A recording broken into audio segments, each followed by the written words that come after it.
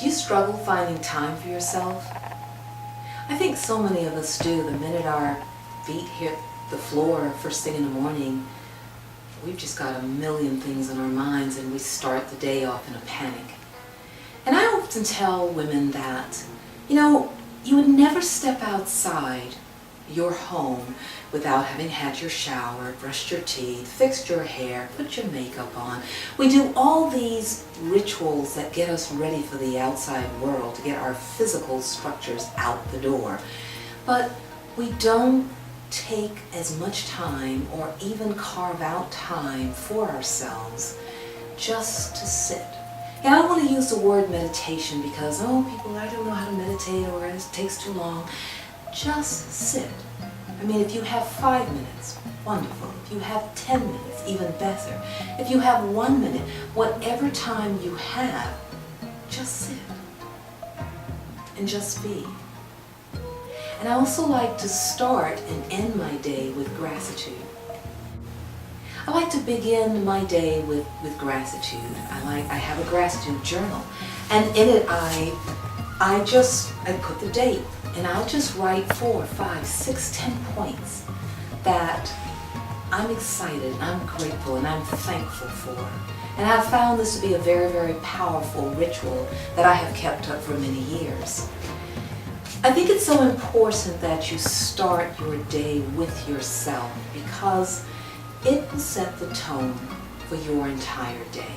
When I returned to the United States when I was 18 years old to go to university, I had an aunt who taught me about the power of thought.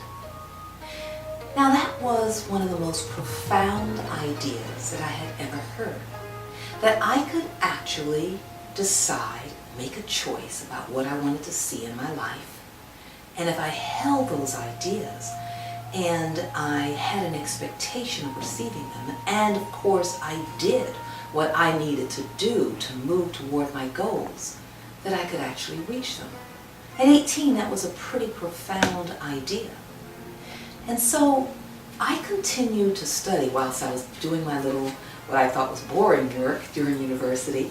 I actually had a parallel education where I would read all these books, and some of these books were like decades and decades old. And it's a message that is not a new message. You'll note that there's so many new thought and some guru type authors who are well known for their motivational and self-improvement messages. Most of those messages have been around for just eons. We've been told that if we change our thoughts, we can change our lives. So the messages that I started picking up as a young woman in university was that my own thoughts and beliefs and attitudes were a critical piece to what I wanted to see in my life and how I interacted. And so I started habits that I have maintained for over 40 years. And I start my day sitting right here in this chair. And whatever your system is, whether you pray or whatever, you meditate or you just sit, whatever your system is, there's always, it's the consistency of it that really helps you to build and be the architect of your own life. Now I call that, when I have retreats with women, now I call that concept discovering the power of your story.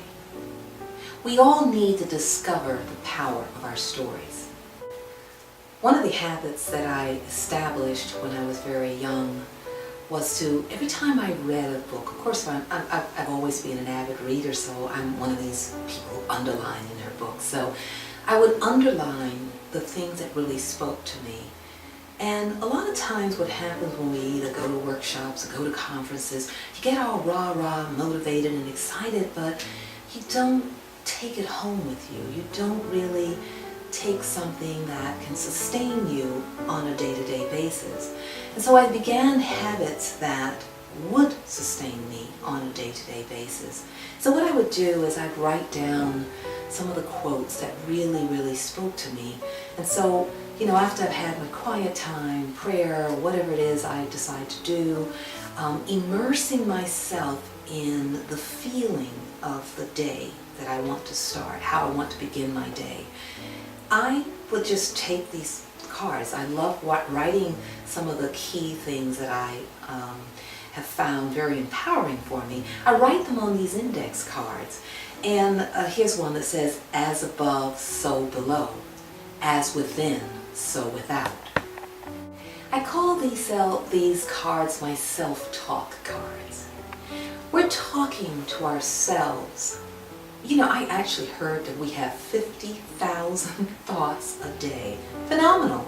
But 50,000, I've heard that in more than one place, I'm kind of tending to believe it's true. We have 50,000 thoughts a day. So what are you thinking? How much of it's positive? How much of it's negative? So I have these self-talk cards, and these are cards, some of them are thoughts that I've just come up with myself, but they are thoughts and ideas that help inspire me for the day I have ahead of me. I've been using these cards for, as I said, decades. I've got some cards that are all tattered and torn. I've got some cards that are typewritten. Remember the typewriter? So whatever works for you, that's just a quick resource. Something that you can just take 5 cards and just read them and step out into your day empowered with something that you know is true and that you know will serve you.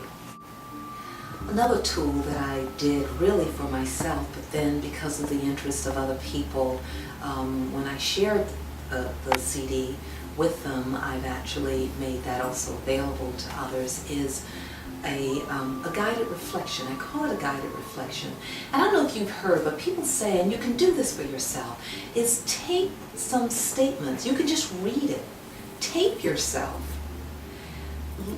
reciting your goals, reciting something that's important to you. And then you can just play it. You can just sit somewhere and listen to yourself in your own voice. That really is the most powerful thing that you can do, is to impact your own self-talk with messages to your subconscious mind. It's great to do it at night as well. Messages that you want to actually carry with you into the day.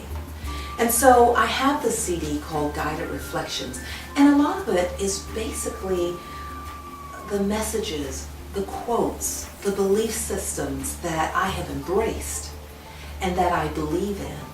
And so I listen to it. It's 10 minutes. And I do it for 10 minutes because a lot of times I'm rushing and I'm thinking, I don't have the time to have quiet time. And I stop myself, Mozella, you've got 10 minutes.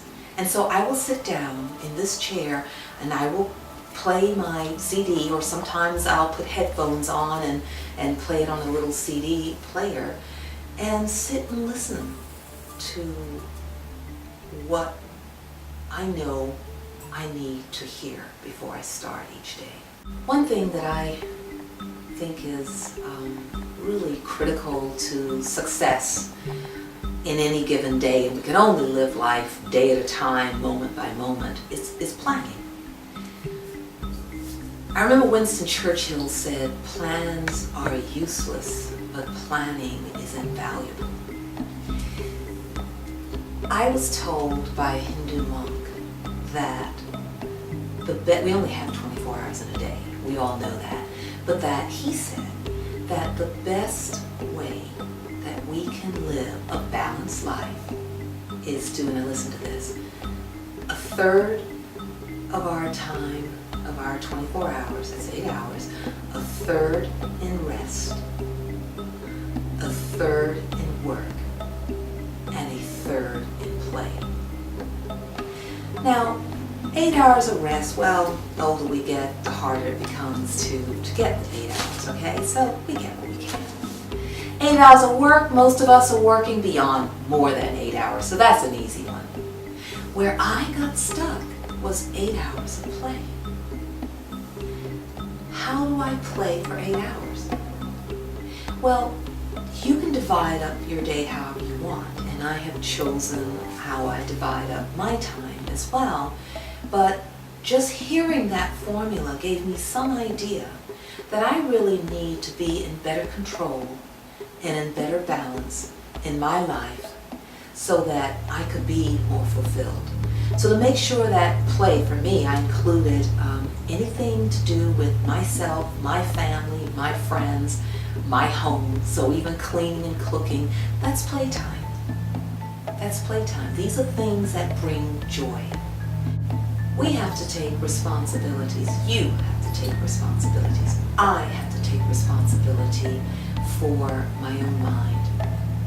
I can only work with my own thoughts. I can only change or shift or transform my own thoughts.